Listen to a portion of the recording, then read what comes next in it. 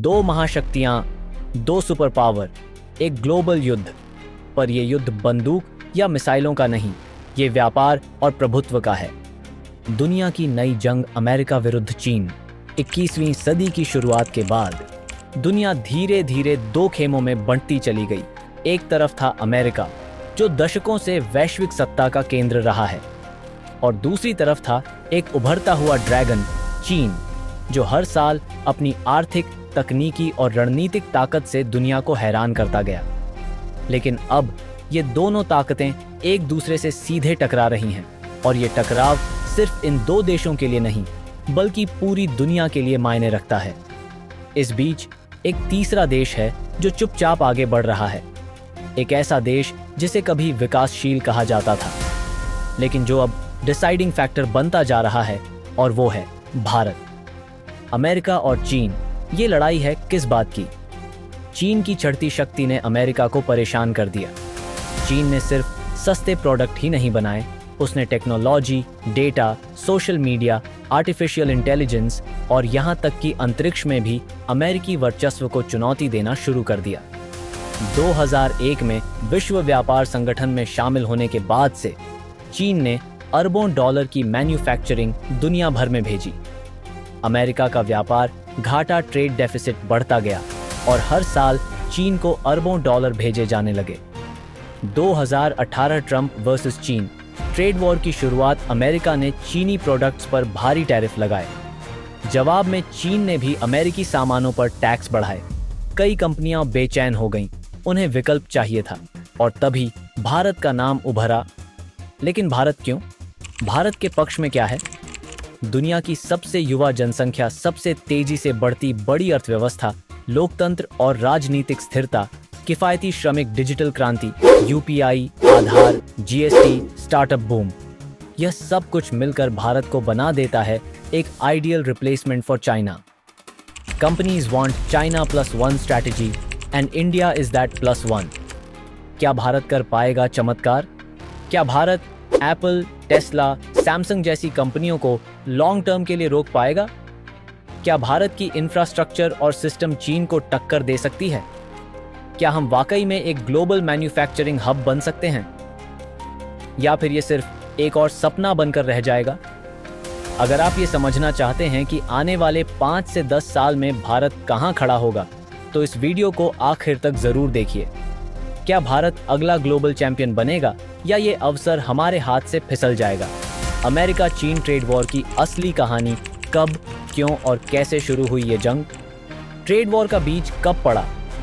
जब दुनिया 21वीं सदी में दाखिल हो रही थी, तब अमेरिका एकमात्र सुपर पावर था। लेकिन साल 2001 में एक देश ने चुपचाप ग्लोबल इकोनॉमी में कदम रखा, चीन, जब उसे वर्ल्ड ट्रेड ऑर्गेनाइजेशन में शामिल किया गया। यह फैसला उस समय अमेरिका और पश्चिमी देशों ने चीन को नियम आधारित सिस्टम में शामिल करने के लिए किया था, ताकि चीन खुले बाजार की ओर बढ़े। लेकिन हुआ उल्टा। चीन ने low cost manufacturing power house बनकर पूरी दुनिया को सस्ते प्रोडक्ट से भर दिया। अमेरिका और यूरोप के हजारों कारखाने बंद हो गए, लाखों नौकरियां चली गईं। अमेरिका का ट्रेड घाटा, ट्रेड डेफिसिट लगातार बढ़ता गया। 2016 ट्रंप का आना, चाइना ईटिंग आवर लंच। 2016 में अमेरिका में चुनाव होता है और डोनाल्ड ट्रंप आते हैं। उनका सीधा आरोप था, चीन अमेरिकी नौकरियां चोर रहा है। They manipulate currency, they steal our tech. Trump का मिशन अमेरिका में मैन्युफैक्चरिंग वापस लाना, ट्रेड घाटा कम करना, चीन पर आर्थिक दबाव बनाना। 2018 ट्रेड वॉर की औपचारिक शुरुआत। जुलाई 2018 में अमेरिका ने पहला बड़ा कदम उठाया। 34 अरब डॉलर के चीनी सामानों पर भारी टैरिफ, इंपोर्ट टैक्स। धीरे धीरे ये आंकड़ा बढ़ता गया और बढ़ता गया। 2018 में 250 अरब डॉलर, 2019 में 360 अरब डॉलर, 2020 में 550 अरब डॉलर। चीन भी चुप नहीं बैठा, उसने भी अमेरिकी प्रोडक्ट्स पर टैरिफ लगा दिए, जैसे सोयाबीन, कार, टेक्नोलॉजी आइटम्स। 2020 आते आते ये सिर्फ आयात निर्यात की लड़ाई नहीं रही, अब ये डाटा, स्पाइंग और टेक्नोलॉजी की लड़ाई बन गई थी। अमेरिका ने हुआवे पर 5G के नाम पर बैन लगा दिया। वीचैट जैसे चीनी ऐप्स को सुरक्षा खतरा बताया। चीन की कई टेक कंपनियों को ब्लैकलिस्ट किया। कारण चीन पर आईपी थेफ्ट, टेक्नोलॉजी चोरी के आरोप, डेटा सिक्योरिटी का मुद्दा, अमेरिकी कंपनियों की स्पाइंग की चिंता, वैश्विक असर, मल्टीनेशनल कंपनियों की उलझन। अब दुनिया भर की कंपनियां मुश्किल में पड़ गईं। वे चीन में बनी चीजें अमेरिका में नहीं भेज पा रहीं और अमेरिकी टेक्नोलॉजी को चीन में नहीं बेच पा रहीं। नतीजा, एप्पल, गूगल, माइक्रोसॉफ्ट, डेल जैसी कंपनियों ने चीन के बाहर वैकल्पिक लोकेशन खोजना शुरू किया। दुनिया के सामने नया सवाल खड़ा हुआ, अगर चीन नहीं तो फिर कौन? चाइना प्लस वन रणनीति का जन्म। चाइना प्लस वन एक नई स्ट्रैटेजी बनी जिसमें कंपनियां चीन से बाहर एक और देश में अपनी सप्लाई चेन स्थापित करती हैं। इसमें कौन कौन शामिल हुए? देश ताकत, भारत सस्ती लेबर, इंग्लिश स्पीकिंग, विशाल बाजार, Vietnam trade agreements, tariff free access, Bangladesh textile और गारमेंट में माहिर मेक्सिको, अमेरिका के करीब, नेफ्टा का लाभ। भारत इस रेस में सबसे बड़ा दावेदार बनता जा रहा था, लेकिन रास्ता आसान नहीं था। भारत को पहली बार बड़ा मौका मिला, लेकिन ट्रेड वॉर ने भारत को पहली बार एक वैश्विक आर्थिक मोर्चे पर ध्यान खींचने का मौका दिया। लेकिन क्या भारत की लॉजिस्टिक्स, इंफ्रास्ट्रक्चर, नीतियां, नौकरशाही तैयार है? क्या हमारे पास उतने स्किल्ड लोग हैं? क्या विदेशी निवेशक भारत में भरोसे से आ सकते हैं? अमेरिका और चीन की जंग भारत को तो मौका दे रही है, लेकिन क्या हम इसे पकड़ पाएंगे? क्या हमारी सरकार, कंपनियां और सिस्टम इस चैलेंज के लिए तैयार हैं? भारत की ताकतें, क्या हम बन सकते हैं अगला मैन्युफैक्चरिंग हब? भारत सिर्फ एक देश नहीं, एक संभावना। जब दुनिया अमेरिका चीन ट्रेड वॉर में उलझी हुई है, तब एक देश धीरे धीरे दुनिया की नजरों में चढ़ता जा रहा है। भारत एक ऐसा देश जो न सिर्फ विश्व का सबसे युवा देश है, बल्कि सबसे तेजी से बढ़ती अर्थव्यवस्थाओं में से भी एक है। अगर 20वीं सदी अमेरिका की थी, 21वीं सदी शायद चीन की, तो क्या 22वीं सदी भारत की होगी? जनसंख्या, हमारी सबसे बड़ी ताकत, विश्व की सबसे बड़ी युवा आबादी। भारत की मध्यम आयु सिर्फ 28 वर्ष है, चीन की 39 वर्ष है, अमेरिका की 38 वर्ष है, जापान की 48 वर्ष है। इसका मतलब अधिक वर्कफोर्स, कम वेतन लागत, लंबे समय तक प्रोडक्टिव पॉपुलेशन हर साल भारत में निकलते हैं। लाखों इंजीनियर्स और आईटी ग्रेजुएट्स। भारत अकेला देश है जहां हर साल सिलिकॉन वैली के बराबर टैलेंट पैदा होता है। भारत का डिजिटल इंफ्रास्ट्रक्चर, यूपीआई से जीएसटी तक। यूपीआई दुनिया का सबसे एडवांस्ड पेमेंट सिस्टम। 2023 में यूपीआई से हुए ट्रांजैक्शन $1.5 ट्रिलियन। किफ़ायती, तेज कैशलेस कंपनियों के लिए सीमलेस ऑपरेशन एनवायरनमेंट। आधार plus GST plus digi locker plus FASTag. Bharat ने एक डिजिटल लेयर खड़ी कर दी है जो बिजनेस को सरल बनाती है। उत्पादन, मैन्युफैक्चरिंग के लिए भारत का आकर्षण, लो कॉस्ट लेबर। भारत में मजदूरी चीन से 30 से 40% तक सस्ती है। लंबे समय के लिए ये विदेशी कंपनियों के लिए फायदे का सौदा। इंग्लिश स्पीकिंग वर्कफोर्स, कंपनियों को कम्युनिकेशन में दिक्कत नहीं। बीपीओ और आईटी सेक्टर में भारत का अनुभव अनमैच्ड है। स्ट्रॉन्ग डोमेस्टिक मार्केट, 140 करोड़ लोगों का उपभोक्ता बाजार। विदेशी कंपनियां सिर्फ मैन्युफैक्चरिंग ही नहीं, खपत के लिए भी भारत आना चाहती है। सरकार की पहल, मेक इन इंडिया से लेकर पीएलआई स्कीम तक। Make in India 2014। Prime minister Narendra Modi की वैश्विक कंपनियों को निमंत्रण देने वाली योजना। लक्ष्य, भारत को मैन्युफैक्चरिंग हब बनाना। PLI production linked incentive scheme. Electronics, pharma, textile, telecom, EV sectors को विशेष प्रोत्साहन। कंपनियों को उत्पादन पर सीधा कैश बोनस मिलता है। इससे एप्पल, सैमसंग, डिक्सन, फॉक्सकॉन आदि कंपनियां भारत में आईं। New industrial corridors and logistics parks.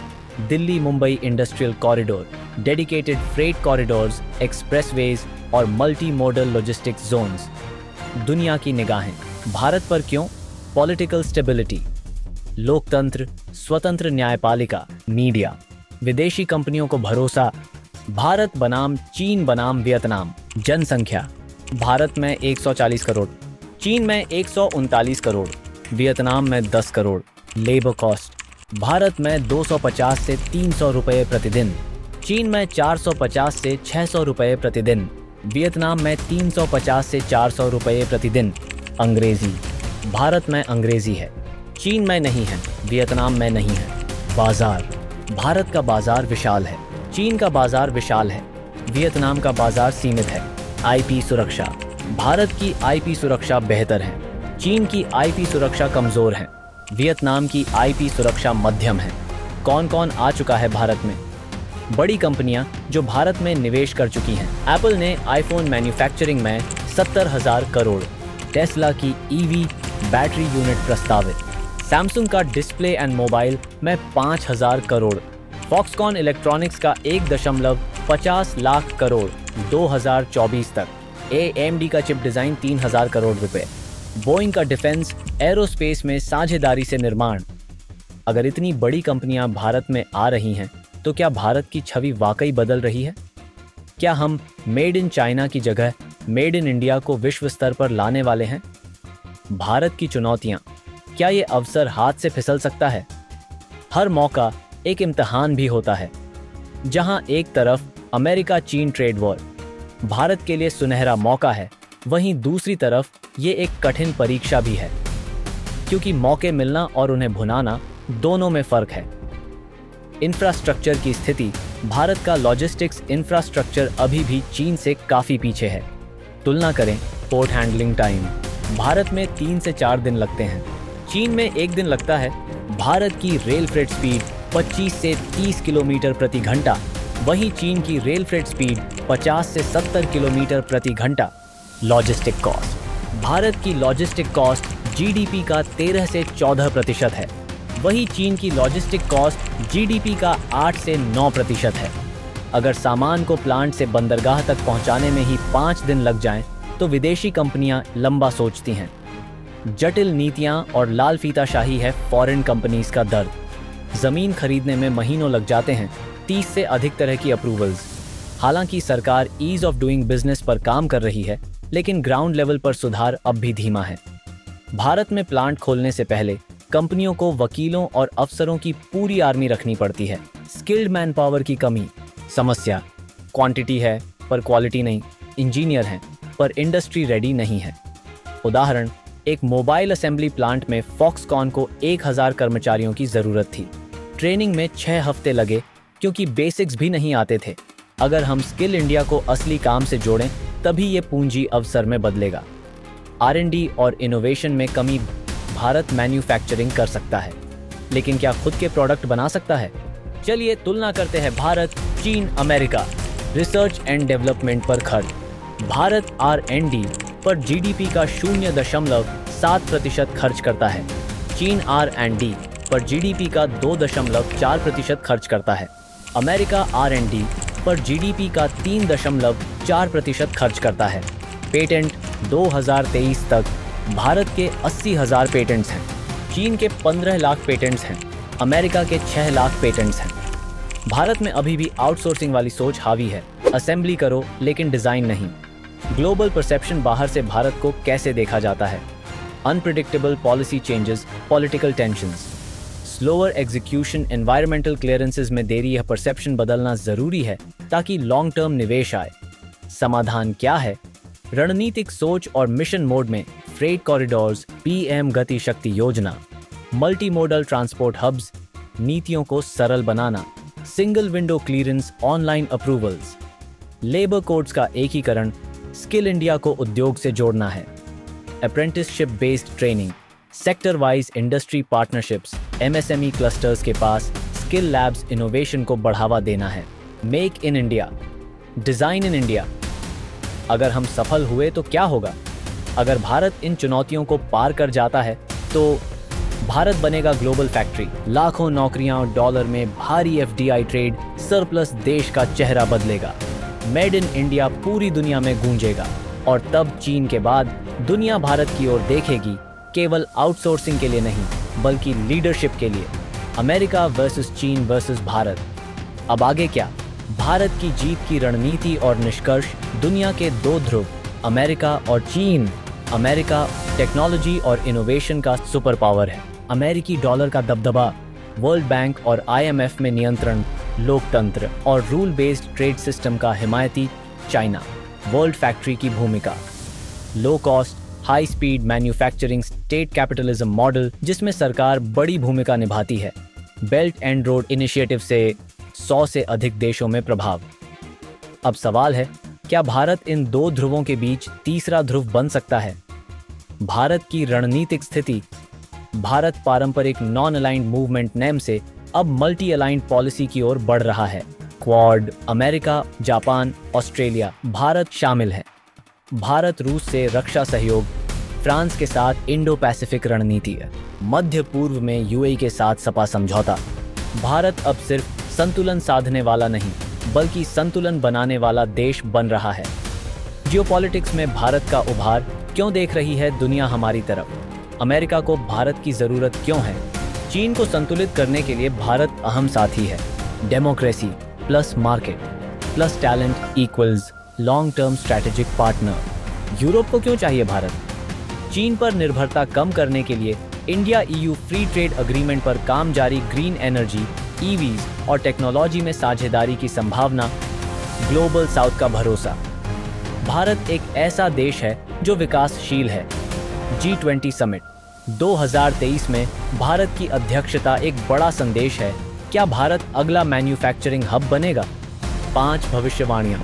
वर्ष भविष्यवाणी 2025 एप्पल के 25% आईफोन्स भारत में बनेंगे। 2027 भारत वियतनाम को इलेक्ट्रॉनिक्स मैन्युफैक्चरिंग में पीछे छोड़ देगा।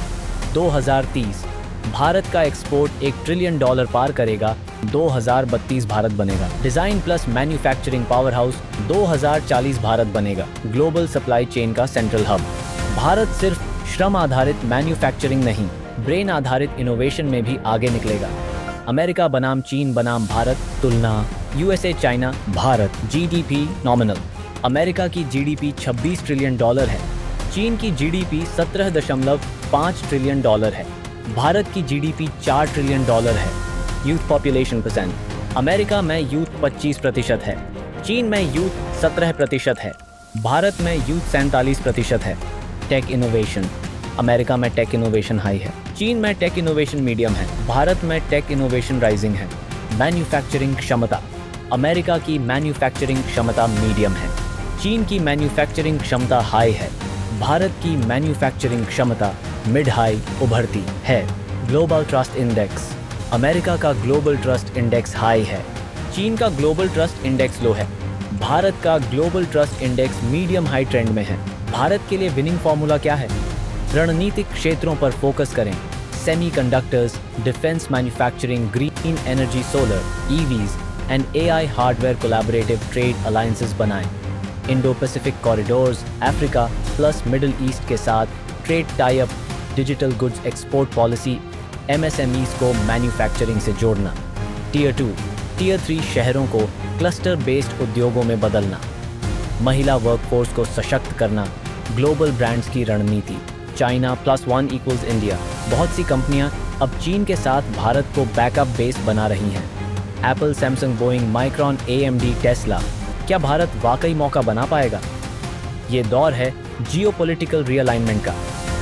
यूएसए बनाम चाइना की लड़ाई के बीच भारत को मिली है एक रणनीतिक जगह, पर यह अवसर स्थायी तभी बनेगा जब नीतियां जमीन पर लागू हों, लोग प्रशिक्षित हों, लॉजिस्टिक्स और टेक्नोलॉजी साथ दें, और सबसे जरूरी भारत आत्मविश्वासी हो। हम सिर्फ दुनिया के लिए फैक्ट्री नहीं, भविष्य का नेतृत्व देने वाले देश बन सकते हैं। अंत में अब सवाल यह उठता है कि क्या भारत दुनिया की महाशक्ति बन पाएगा? कमेंट में ज़रूर बताएं। आपकी राय हमारे लिए बहुत महत्वपूर्ण है। अगर आपको यह वीडियो पसंद आया हो तो इसे लाइक करें, दोस्तों के साथ शेयर करें और चैनल को सब्सक्राइब करना न भूलें। मिलते हैं अगले वीडियो में, तब तक सुरक्षित रहें और सीखते रहें।